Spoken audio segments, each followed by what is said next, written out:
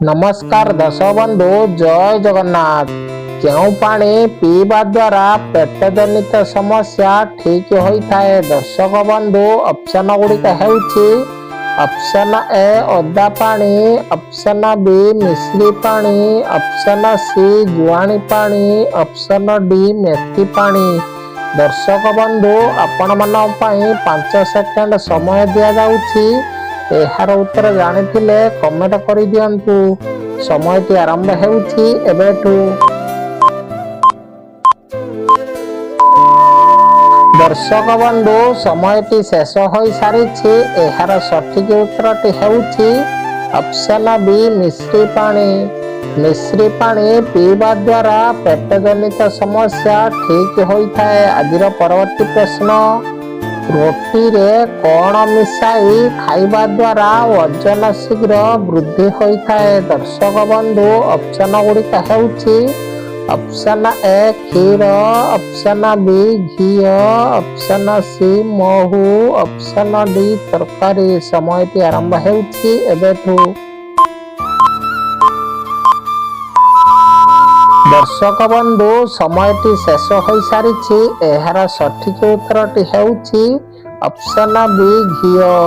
रोटी रे घी मिसाई खाइबा द्वारा वजन शीघ्र वृद्धि होता है। आजिर परवर्ती प्रश्न, सठिक समय रे खाद्य न खाइले केउं समस्या होता है दर्शक बंधु ऑप्शन गुड़िक हेउछि ऑप्शन ए हार्ट समस्या, ऑप्शन बी गैस समस्या, ऑप्शन डी लिवर समस्या, ऑप्शन डी मस्तिष्क समस्या। समयटी आरंभ हेउछि एबेठु। दर्शक बंधु समयटी शेष होई सारिछि। एहार सठिक उत्तरटी हेउछि ऑप्शन ए हार्ट समस्या। सठिक समय रे खाद्य न खाइले हार्ट समस्या होता है। आजिर परवर्ती प्रश्न, ठिया होई पानी पीवा द्वारा केउं समस्या होता है दर्शक बंधु ऑप्शन गुड़िक हेउछि ऑप्शन ए गंठी समस्या, ऑप्शन बी एसिडिटी समस्या, ऑप्शन सी लिवर समस्या, ऑप्शन डी पेट समस्या। समयटी आरंभ हेउछि एबेठु। दर्शक बंधु समयटी शेष होई सारिछि। एहार सठिक उत्तरटी हेउछि ऑप्शन ए गंठी समस्या।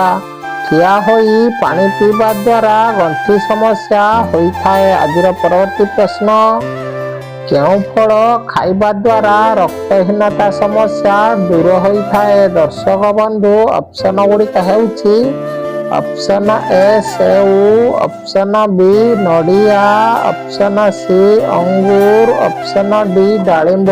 समयटी आरंभ हेउछि एबेठु। दर्शक बंधु समयटी शेष होई सारिछि। एहार सठिक उत्तरटी हेउछि ऑप्शन डी डालिंब। डालिंब फल खाइबा द्वारा रक्तहीनता समस्या दूर होता है। आजिर परवर्ती प्रश्न, तेजपत्र चा पीवा द्वारा केउं समस्या ठीक होता है दर्शक बंधु ऑप्शन गुड़िक हेउछि ऑप्शन ए बदहजम, ऑप्शन बी थायराइड रोग, ऑप्शन सी गंठी जंत्रणा, ऑप्शन डी मस्तिष्क समस्या। समयटी आरंभ हेउछि एबेठु। दर्शक बंधु समयटी शेष होई सारिछि।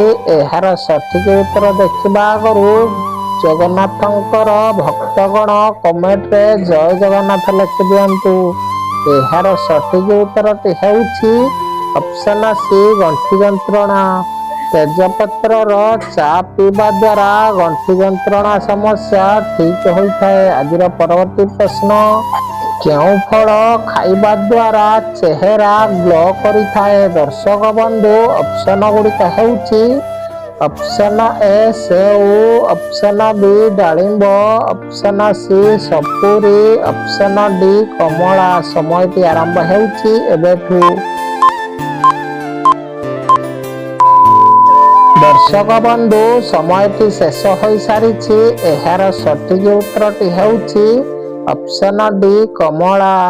କମଳା ଫଳ ଖାଇବା ଦ୍ୱାରା ଚେହେରା ଗ୍ଲୋ କରିଥାଏ। ଆଜିର ପରବର୍ତ୍ତୀ ପ୍ରଶ୍ନ, କେଉଁ ଫଳ ଖାଇବା ଦ୍ୱାରା ଶରୀରରେ କ୍ଷତ ଶୀଘ୍ର ଠିକ୍ ହୋଇଥାଏ? ଦର୍ଶକ ବନ୍ଧୁ ଅପସନ ଗୁଡ଼ିକ ହେଉଛି ଅପସନ ଏ କାଜୁ, ଅପସନ ବି ବାଦାମ, ଅପସନ ସି କିସମିସ, ଅପସନ ଡି ସେଉ। ସମୟଟି ଆରମ୍ଭ ହେଉଛି ଏବେଠୁ। ଦର୍ଶକ ବନ୍ଧୁ ସମୟଟି ଶେଷ ହୋଇସାରିଛି। ଏହାର ସଠିକ ଉତ୍ତରଟି ହେଉଛି ଅପସନ ବି ବାଦାମ।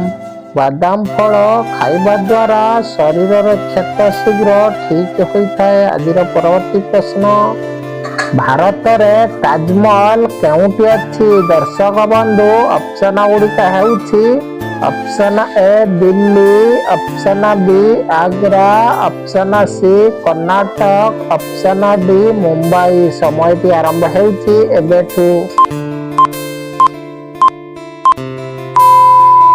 ଦର୍ଶକ ବନ୍ଧୁ ଏହି ପ୍ରଶ୍ନଟି ଆପଣମାନଙ୍କ ପାଇଁ। ଆପଣମାନେ ଏହାର ଉତ୍ତର କମେଣ୍ଟ କରିଦିଅନ୍ତୁ। ଆଜିର ପରବର୍ତ୍ତୀ ପ୍ରଶ୍ନ, ସୁଜିରେ କ'ଣ ରଖିବା ଦ୍ୱାରା ସୁଜିରେ ପୋକ ଲାଗନ୍ତି ନାହିଁ? ଦର୍ଶକ ବନ୍ଧୁ ଅପସନ ଗୁଡ଼ିକ ହେଉଛି ଅପସନ ଏ ଲବଙ୍ଗ, ଅପସନ ବି ଅଦା, ଅପସନ ସି ଡାଲଚିନି, ଅପସନ ଡି ଶୁଖିଲା ଲଙ୍କା। ସମୟଟି ଆରମ୍ଭ ହେଉଛି ଏବେଠୁ। ଦର୍ଶକ ବନ୍ଧୁ ସମୟଟି ଶେଷ ହୋଇସାରିଛି।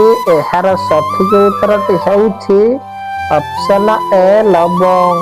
ସୁଜିରେ ଲବଙ୍ଗ ରଖିବା ଦ୍ୱାରା ସୁଜିରେ ପୋକ ଲାଗନ୍ତି ନାହିଁ। ଆଜିର ପରବର୍ତ୍ତୀ ପ୍ରଶ୍ନ, ରାତିରେ ଖାଦ୍ୟ ଖାଇସାରିବା ପରେ କ'ଣ ଖାଇଲେ ଖାଦ୍ୟ ଶୀଘ୍ର ହଜମ ହୋଇଥାଏ? ଦର୍ଶକ ବନ୍ଧୁ ଅପସନ ଗୁଡ଼ିକ ହେଉଛି ଅପସନ ଏ ଡାଲଚିନି, ଅପସନ ବି ଗୋଲମରିଚ, ଅପସନ ସି ପାନମଧୁରୀ, ଅପସନ ଡି ଅଦା। ସମୟଟି ଆରମ୍ଭ ହେଉଛି ଏବେଠୁ।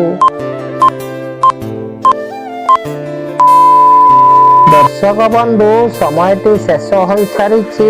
ଏହାର ସଠିକ ଉତ୍ତରଟି ହେଉଛି ଅପସନ ସି ପାନମଧୁରୀ। ରାତିରେ ଖାଦ୍ୟ ଖାଇସାରିବା ପରେ ପାନମଧୁରୀ ଖାଇଲେ ଖାଦ୍ୟ ଶୀଘ୍ର ହଜମ ହୋଇଥାଏ। ଆଜିର ପରବର୍ତ୍ତୀ ପ୍ରଶ୍ନ, କ୍ଷୀର ସହିତ କ'ଣ ମିଶାଇ ଖାଇଲେ ସ୍ମରଣ ଶକ୍ତି ବୃଦ୍ଧି ହୋଇଥାଏ? ଦର୍ଶକ ବନ୍ଧୁ ଅପସନ ଗୁଡ଼ିକ ହେଉଛି ଅପସନ ଏ ପାନମଧୁରୀ, ଅପସନ ବି ଗୁଡ଼, ଅପସନ ସି ଚିନି, ଅପସନ ଡି କିସମିସ। ସମୟଟି ଆରମ୍ଭ ହେଉଛି ଏବେଠୁ। ଦର୍ଶକ ବନ୍ଧୁ ସମୟଟି ଶେଷ ହୋଇସାରିଛି। ଏହାର ସଠିକ ଉତ୍ତରଟି ହେଉଛି ଅପସନ ଏ ପାନମଧୁରୀ। କ୍ଷୀରରେ ପାନମଧୁରୀ ମିଶାଇ ଖାଇଲେ ସ୍ମରଣ ଶକ୍ତି ବୃଦ୍ଧି ହୋଇଥାଏ। ଆଜିର ପରବର୍ତ୍ତୀ ପ୍ରଶ୍ନ, କ'ଣ ଖାଇଲେ ପୁରୁଷଙ୍କର ବୀଜ ଗାଢ଼ା ଓ ଶରୀର ମଜବୁତ ହୋଇଥାଏ? ଦର୍ଶକ ବନ୍ଧୁ ଅପସନ ଗୁଡ଼ିକ ହେଉଛି ଅପସନ ଏ ଦେଶୀ ଘିଅ, ଅପସନ ବି ଖଜୁରୀ, ଅପସନ ସି ବାଦାମ, ଅପସନ ଡି କ୍ଷୀର। ସମୟଟି ଆରମ୍ଭ ହେଉଛି ଏବେଠୁ।